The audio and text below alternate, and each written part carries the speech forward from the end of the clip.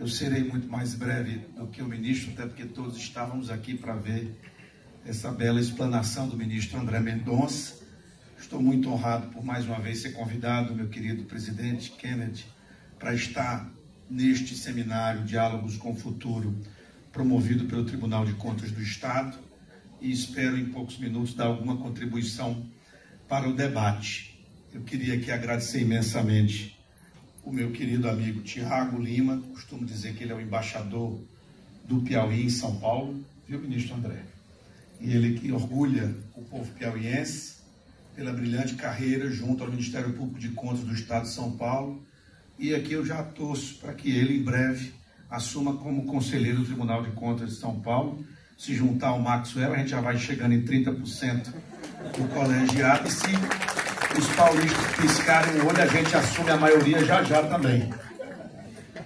Mas, cumprimentando aqui o doutor Maxwell, em nome dele, saudar todos os conselheiros de outros tribunais de contas que estão aqui presentes, e em nome do nosso presidente Kennedy, cumprimentar todos os conselheiros aqui do Tribunal de Contas do Estado do Piauí.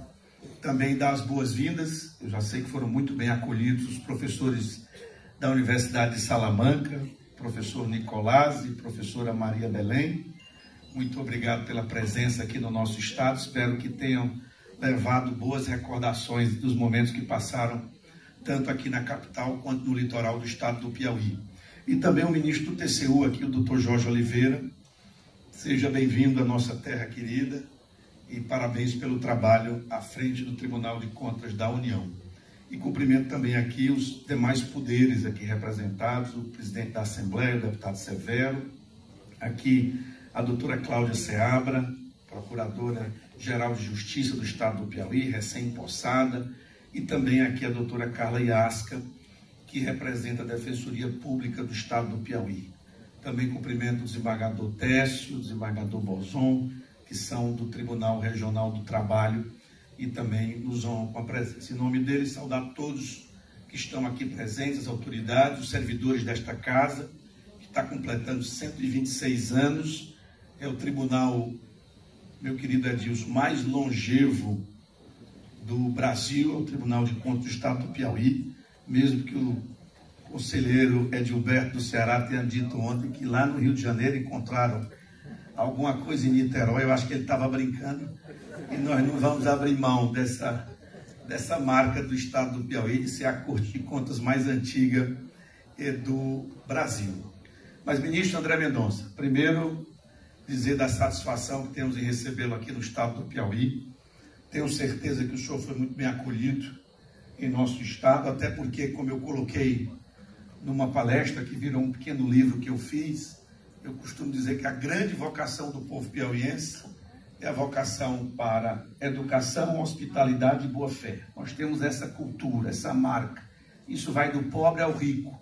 Nós gostamos e sabemos receber muito bem os que aqui nos visitam. E faço minhas palavras do Tiago, de carregar na lapela do seu terno o mapa do Piauí, o mapa do Brasil com a nossa opala, nos enche ainda de muita alegria pela sua deferência ao nosso povo, à nossa cultura, ao nosso artesanato. Que o senhor venha muito mais vezes aqui ao nosso estado, usufruir do nosso povo, das nossas riquezas naturais e, sobretudo, compartilhar o seu vasto conhecimento com o nosso povo.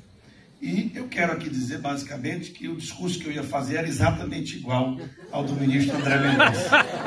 Eu acho que ele copiou as minhas palavras, porque eu ia dizer exatamente o que ele ia dizer sobre o controle do ato administrativo. Mas, brincadeiras à parte, é muito bom saber que na Suprema Corte do país nós temos um ministro que tenha tido a experiência prévia como administrador público. Isso é muito importante porque, às vezes, a gente pensa que estamos em lados opostos, quando, na verdade, todos estamos buscando o interesse público, o bem-estar da nossa população. Independente se você atua no Executivo, no Legislativo, no Judiciário, nos órgãos de controle, o objetivo é o mesmo. Então, quanto mais um conhecer os desafios do outro, mais chance a gente vai ter de acertar. Então, quanto mais gente nos tribunais, nos órgãos de controle, tiverem passado pelo legislativo, pelo executivo, mais chance a gente vai ter de acertar nas decisões que nós tomamos, seja as decisões de gestão, seja as decisões de legislação ou de julgamento. Então, por isso que a fala do ministro André, ela vem muito nessa direção, e com a experiência que ele tem, nos deixa assim muito otimistas, porque nós temos visto, ministro André e todos que estão aqui, muitas vezes um verdadeiro apagão das canetas. Essa expressão ela é muito pertinente. As pessoas que estão ocupando cargos no executivo, nas secretarias, nos ministérios, cada vez mais, com medo de tomar qualquer ato, tomando uma série de precauções, muitas vezes desnecessárias, mas para proteger o seu CPF, o fazem e terminam retardando a tomada de decisão, que às vezes é muito pior do que uma decisão que não seja ótima. Como foi falado aqui, a doutrina da segunda melhor escolha.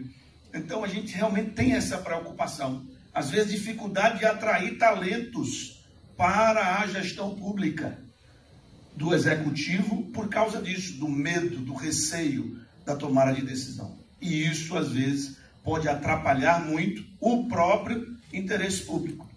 Porque se você esticar muito a corda, daqui a pouco o bom gestor vai ser aquele que não toma decisão nenhuma. Aí as contas dele vai ser aprovado, porque ele não tomou nenhuma decisão, então ele não vai ter como ser culpado de nada, ele vai ter as contas aprovadas, vão bater a palma para ele, mas na verdade ele não fez nada pelo bem da coletividade. Então a gente realmente, nós estamos aqui, os eleitos pelo povo e seus times formados, para tomar decisão.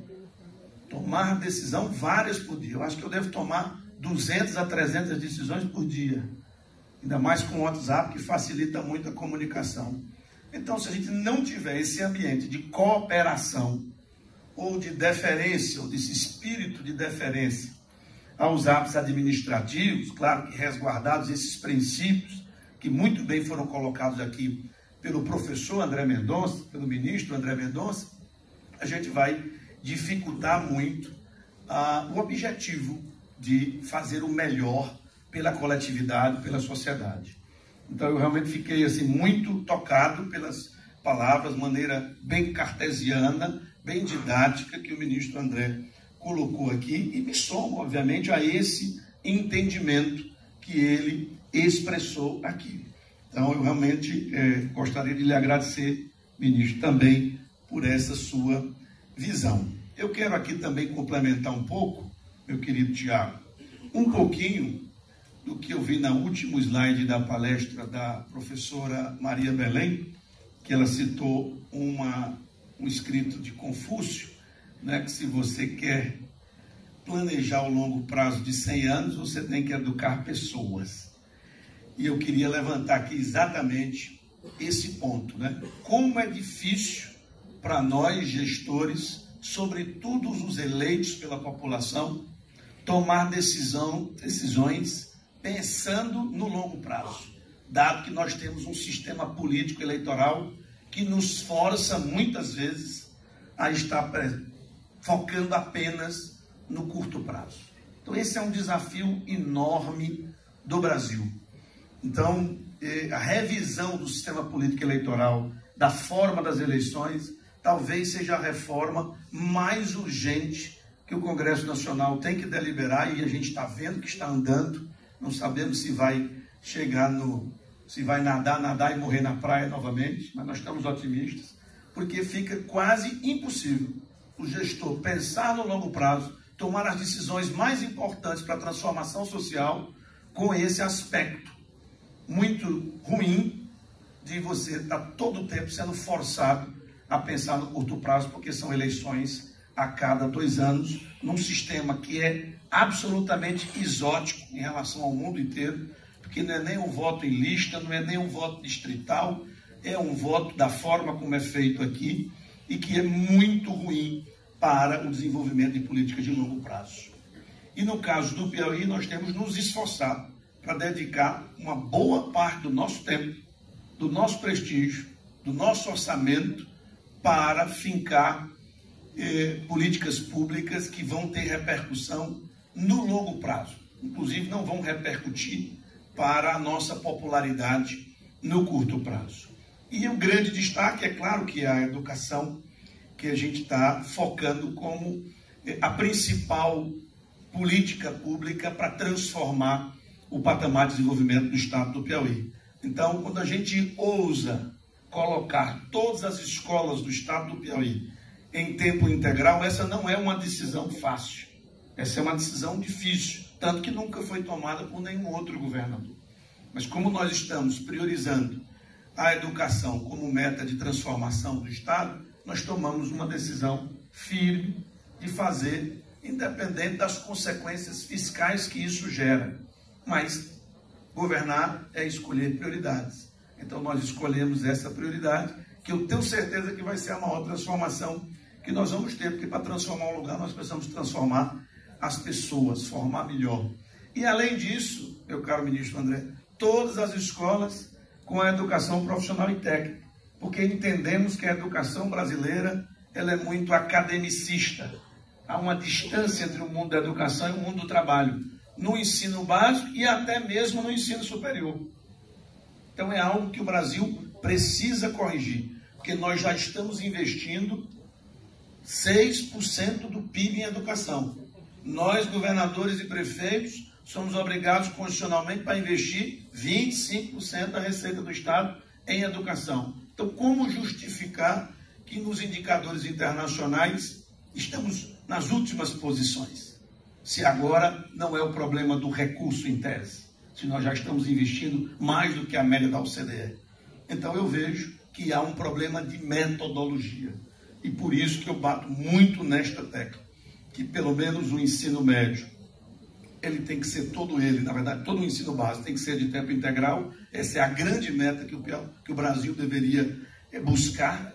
E nós estamos alcançando um estado de pouca arrecadação, que é o caso do Piauí, e no ensino médio, uma educação profissional e técnica quase universal. No caso do Piauí, vai ser universal, mas pelo menos um indicador superior a 70%, como é em todo país desenvolvido. Você pegar a Alemanha, Japão, Áustria, Singapura, todos eles caminharam nessa direção. E isso é, de fato, uma política de longo prazo. E a gente sustentar isso, para que, independente do governo subsequente ou dos governos subsequentes, a gente continue mantendo essa direção, é que é o grande desafio. E como foi citado aqui em vários exemplos do ministro André, muitas vezes a disputa política promove esse tipo de coisa. O governo subsequente desfaz o que foi feito com o anterior e aí, mais uma vez, o retrocesso acontece. Eu poderia citar aqui vários exemplos, mas eu não vou, obviamente, dar a minha visão particular política sobre erros na condução de políticas de longo prazo que já aconteceram no Brasil.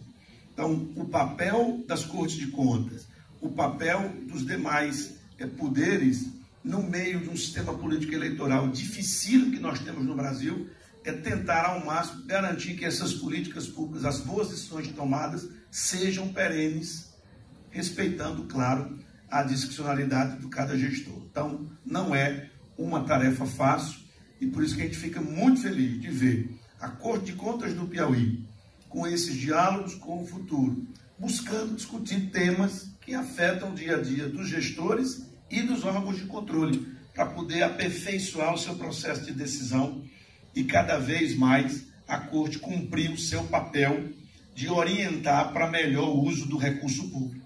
Porque, ao fim e ao cabo, não é o tamanho da carga tributária que importa. Porque eu poderia citar vários exemplos de países com carga tributária menor do que o Brasil, que tem um desenvolvimento econômico pior. E eu poderia citar vários países que têm uma carga tributária maior do que o Brasil e têm um desenvolvimento socioeconômico maior. Mas o bom uso do recurso público é o que vai fazer a diferença para a sociedade. Até porque o recurso que nós administramos é da sociedade para a sociedade. Então o recurso continua no mesmo controle da sociedade como um todo. A questão é a alocação desse recurso. Por isso que cada instituição, cada órgão tem que fazer sempre a reflexão. Será que o nosso órgão, a nossa instituição, ela está se pagando do ponto de vista da missão que cada uma tem. Então, todo o trabalho que nós temos aqui de todos os órgãos é bancado pelo contribuinte, é bancado pelo pagador de impostos. Então, todos nós temos que fazer a reflexão se o nosso trabalho está sendo realmente útil para a coletividade e se a nossa instituição ela está realmente cumprindo o papel e honrando os salários que nós todos recebemos. Por isso que essa é uma reflexão para a cooperação entre os órgãos. Essa questão da distanciamento, ele tem que cada vez diminuir. Por isso que aqui, meu caro Kennedy, meu caro André, meu caro Tiago, a nossa orientação para os nossos gestores do nosso time é estar cada vez mais próximo do Tribunal de Contas, do Ministério Público, trabalhando de maneira preventiva para poder ter o diálogo. Muitas vezes a nossa tese dos nossos técnicos é divergente da tese dos técnicos do Tribunal de Contas. E aí, quem vai prevalecer se ambos são técnicos? Porque não existe só técnico nos outros órgãos. Existem muitos técnicos qualificados no Executivo. E aí vem a decisão do colegiado, dos conselheiros, que cabe recurso, eventualmente pode ir para o Poder Judiciário, exatamente para poder essa discussão técnica, e não é uma discussão política, que parece que muitas vezes só porque é um político falando, ele não é técnico. Eu tenho orgulho, eu me acho técnico, por exemplo, né? Estou na política, mas estudei um bocadinho, eu me acho também um técnico. Então, quando tem divergência da técnica, por isso que tem que ir para o colegiado para poder discutir e nessa história, nessa relação, cada um vai defender o seu ponto de vista até ter uma decisão final ou da Corte de Contas ou do Poder Judiciário. O fato é que nós temos que cada vez mais nos aproximar uns dos outros, porque todos nós, o interesse de todos nós é fazer o bem para a população, é o interesse coletivo prevalecer, é a sociedade avançar nos indicadores sociais e econômicos. Então, agradeço mais uma vez, parabenizo mais uma vez o Tribunal de Contas pelos 126 anos e, mais uma vez, subscrevo todas as palavras aqui do ministro André Mendonça. Muito obrigado.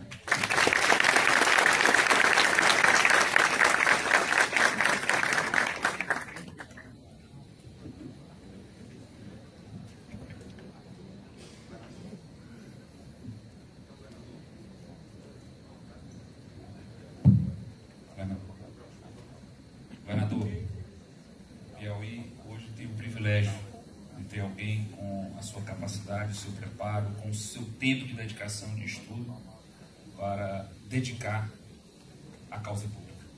E a sua boa fama tem ultrapassado os limites territoriais do Piauí, porque cada dia mais eu sou instado em São Paulo e perguntado a querer saber quem é esse Rafael Fonteles. Depois daquela sua entrevista no Roda Viva, a coisa escalou e o país está querendo conhecer essas práticas, essas boas notícias, essa revolução que está acontecendo aqui no Piauí. Nós, como piauienses, somos gratos pela sua dedicação. Antes de passar a palavra para o cerimonial, que ele já está ali dizendo que eu preciso terminar, eu sou obrigado, Flávio, por dever de coerência, meu coração exige que eu faça alguns agradecimentos. Primeiro, ao deputado Severo, que tem feito uma excelente gestão na Assembleia Legislativa. Não falo isso de forma protocolar, Severo. Eu tenho acompanhado a sua dedicação, seu zelo, seu cuidado com a coisa pública. Isso tem sido muito importante. E você foi um anfitrião para nós aqui durante esses dias, colocou toda a sua equipe à nossa disposição e foi muito gentil e generoso. Agradeço muito a você por isso. Quero agradecer também ao meu amigo, ao meu irmão, Joaquim Kennedy Barros. Temos uma relação afetuosa e construída ao longo de muitos anos, e o Kennedy é muito generoso comigo, e eu sou muito grato a isso, Kennedy. Você tem sido para mim não só um amigo, tem sido um conselheiro, alguém que me orienta nos momentos em que eu preciso saber o caminho a seguir. Muito obrigado pelo seu afeto e pelo seu carinho, Kennedy. Quero também agradecer a chefe de gabinete do tribunal, a Carol, e a Valéria, diretora da Escola de Contas. Esse já é o 3º ano em que nós passamos vários meses dialogando, superando dificuldades. Eu sempre digo para quem nunca organizou um evento e chega aqui, tudo está funcionando adequadamente, as pessoas não têm ideia do tempo que é gasto para que todos os detalhes que são pensados para que tudo possa funcionar adequadamente. E a Carol e a Valéria são duas servidoras públicas na verdadeira acepção da palavra. Agradeço também às meninas do cerimonial, toda a equipe de segurança, Rafael, que gentilmente nos apoiou durante todo esse período. Ele é o chefe da segurança do ministro André Mendonça, os motoristas, as copeiras, todos os servidores do Tribunal de Contas. Esqueci de cumprimentar a doutora Thaísa, que representa os auditores, essa carreira tão valorosa e fundamental para o Tribunal de Contas, o Flávio e todos os servidores deste tribunal. Meu muito obrigado e que Deus abençoe a todos. Devolvo a palavra ao senhor. Obrigado, doutor Tiago, governador Rafael Fonteles, ministro André. Convidamos os senhores a, por gentileza, ficarem de pé para receber